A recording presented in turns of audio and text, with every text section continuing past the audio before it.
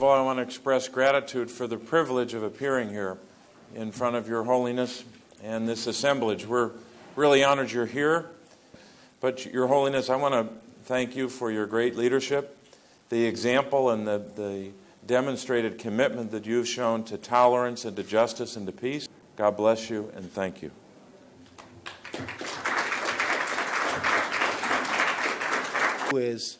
We value religious diversity, we value the Ahmadiyya community, and we value your leadership.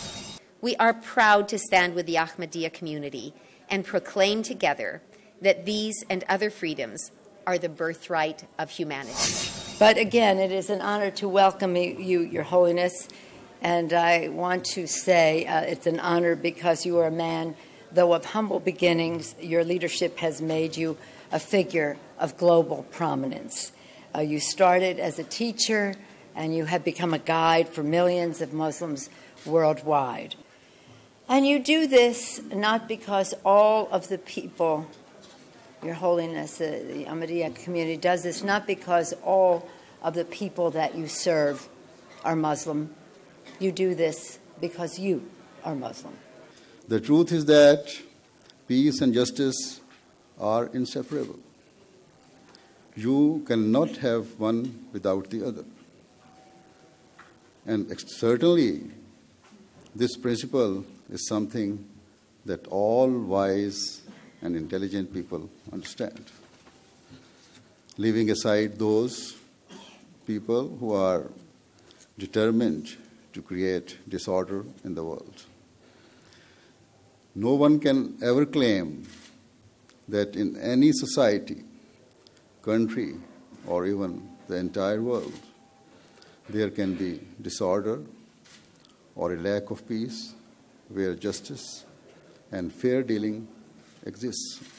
If all of these factors are observed, then true peace will be established for the greater good, and instead we must establish mutual relations that are based entirely on justice.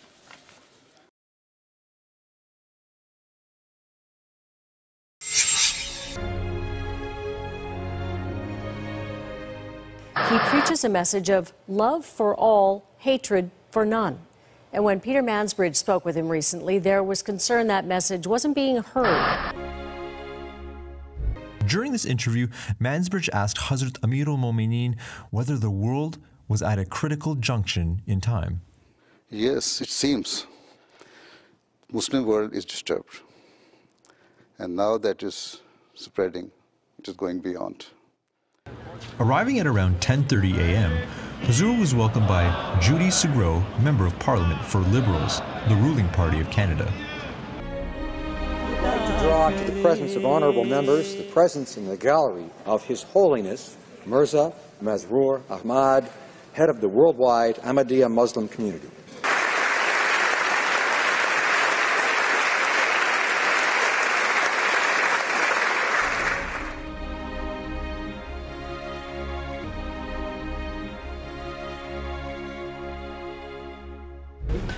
Pleasure to welcome His Holiness to Ottawa. The last time we met was a number of years ago, and I didn't yet occupy this office, but we had wonderful conversations, as we will this time, about the Ahmadi community and the challenges they face and the opportunities to work together on promoting love for all and hatred for none. Again, what a pleasure it is to welcome you, Your Holiness, to Ottawa. An opportunity to discuss the many challenges facing the Ahmadiyya Muslim community, but also the opportunities that we have to work together on shared goals and challenges, promoting peace and respect in the world, encouraging people to see that different points of view and different perspectives can and must be a source of strength and not a source of weakness, and an opportunity also to celebrate the extraordinary contributions that the Ahmadiyya community has made across Canada, both in building strong communities and demonstrating the openness and the welcoming nature, including the Syrian refugees, that is so dear to us in Canada and to your community. It's a wonderful partnership that we can highlight and an example, I think, to the world. So it's a pleasure to meet with you today. Hazrat Amirul Momineen delivered a keynote address at a reception in his honor at Parliament Hill. This event was attended by members of Parliament, ministers, senators, ambassadors, and many other dignitaries. It was also broadcast live on MTA International and streamed online. In his address, Hazur spoke to the audience about the condition of the world and how it is on the brink of a catastrophe. It is the task of the government and the parliamentarians as guardians of their nations to legislate in a way that gives rights to their citizens rather than take their rights away. This should be done across the board, indiscriminately, so that the rights of all people, whether they be Muslims, Christians, Jews, Hindus, Sikhs, or the people of any other belief, including those who are not religious, are upheld and guaranteed at all times. And it means to resolve it become much clearer. At a broader level, the United Nations must also play its role in establishing peace in the world.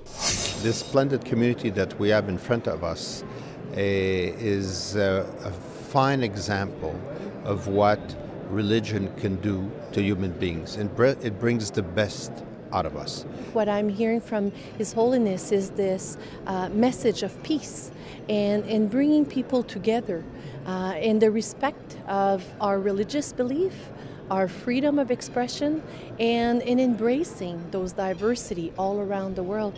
And I'm happy that he's going there to share those messages to all of us. And I know in my own community we have an Ahmadiyya mosque who regularly has interfaith community meals so that leaders from multi-faiths and leaders from the community and from the nonprofit sector get together and have a meal and learn from each other and really get to know each other, and it has transformed our community. I think it's frankly, the only sane message that's out there at all. When you talk about the simple 6 words, love for all, hatred for none. And if we could get other countries and other organizations and other religions to adopt those same 6 words, right, and start looking at each other and thinking of those 6 words rather than thinking negative that they tend to, I think it could do an enormous good in the world. As Hazrat Mirza Masroor Ahmad then arrived at the House of Representatives and was escorted to the meeting hall. The meeting itself was an open event for the public, arranged by the Foreign Affairs Committee of the Dutch Parliament. But due to the presence of an international religious leader and the press coverage leading up to the event, the meeting was attended by many foreign diplomats, consul generals, ambassadors, international politicians, and Dutch parliamentarians. A few small moments from the event. Thus, when Islam stipulates that a Muslim should seek to inculcate the attributes of God Almighty, it becomes impossible for a true Muslim to harm others. Rather, the faith of a true Muslim compels him to love all of mankind and to treat every person with respect, grace, and sympathy. I think the Ahmadiyya, they have a new vision on the road to peace, which includes human rights, free speech, democracy. And I think it's very important that we in the West, we know about that, because otherwise we think all the Muslims are the same. And it's important, I think, that we pay attention to the positive elements in that religion. It is important right now, while we are having the debate in this country on the freedom of speech, at the same time we are discussing the situation in the Middle East. It is important to have a Muslim leader talking about interreligious harmony, about peace, and about the freedom of religion. Those 3 aspects are at the core of the debate in the Netherlands, and it's good to have a Muslim leader talking about these subjects in this country right now.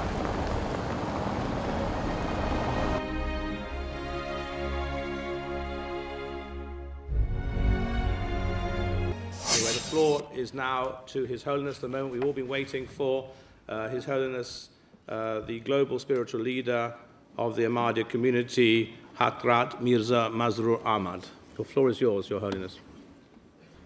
A fundamental and basic teaching of Islam is that a true Muslim is a person from whose tongue and hand all other peaceful people are safe.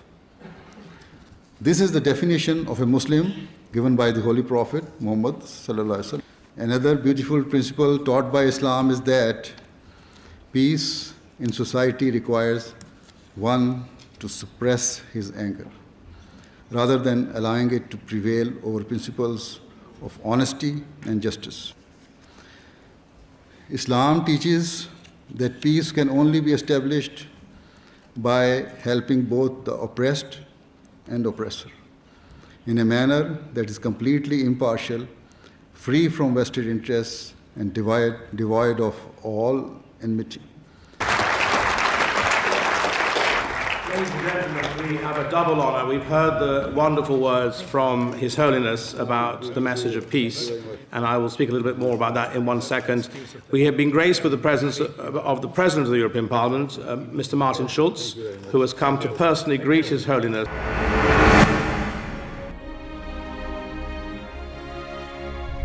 It was messages of peace, of love, of respect towards one another, of reconciliation. These are messages which are especially valuable and serve as a particularly powerful antidote at a time of tension, of a time where we have seen, unfortunately, incidences of violence, of brutality and of extremism, which play no role in any peace-loving society. I would want to place on record our admiration for the leadership that you personally have shown and that collectively the community has shown. So thank you for the work that you have done, the difference that you have made, and the service that you continue to do, not simply to members of the Ahmadiyya community, but in being a powerful voice for tolerance, for reconciliation, and for peace. Love for all, hatred for none is a philosophy from which we can all benefit. The Muslim community is a true Islamic religious community. Introduced the true and peaceful teachings of Islam. Our sect is the standard bearer for peace, reconciliation, and harmony, which is why our motto is love for all, hatred for none. That we Ahmadi Muslims believe that in this era, the concept of a violent jihad by the sword is completely wrong and is to be rejected. It is an urgent need of the time that in an effort to establish global peace and harmony, all people should display mutual respect for one another and for all religions. If a world war breaks out, then the Western world will also be deeply affected by its far-reaching and devastating consequences. Let us save ourselves from such destruction. Let us save our future generation from the miserable and devastating consequences of war. To prevent such a horrific outcome, we should adopt justice, integrity, and honesty, and join together to suppress and stop those groups who wish to spread hatred and who wish to destroy the peace of the world. And I think we've seen the values of peace. I just think they're extremely friendly and they take great effort to develop good personal relationships. And I think that's really impressed everyone they've come across. But I think it's wonderful that the Ahmadiyya community value that alongside all of the values that they brought to the UK. Well, it's a community that's made a huge contribution to British life over the last century, but it's also a community that has been steadfast in its advocacy of tolerance, of love, of understanding and of peace. And I believe that that message of reconciliation, understanding and a commitment to peace is one of the reasons that they're held in such high regard by so many people here in Britain. It would be much better if many more people heeded his message, his interpretation, his take. It's so basically grounded on the words of the Quran, on the beliefs of the Prophet.